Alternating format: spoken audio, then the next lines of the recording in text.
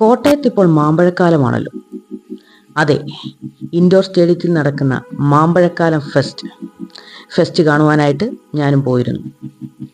മാമ്പഴങ്ങളുടെ ഒരു വലിയ ശേഖരം തന്നെ അവിടെ ക്രമീകരിച്ചിട്ടുണ്ട്. മാമ്പഴങ്ങളുടെയൊക്കെ പേരുകളും വളരെ രസകരമാണ്. അവയിൽ കുറച്ച് മാമ്പഴങ്ങളൊക്കെ വാങ്ങുകയും ചെയ്തു.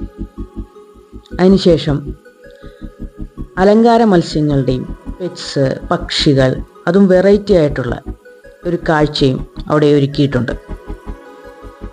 ആ കാഴ്ചകളിലൂടെ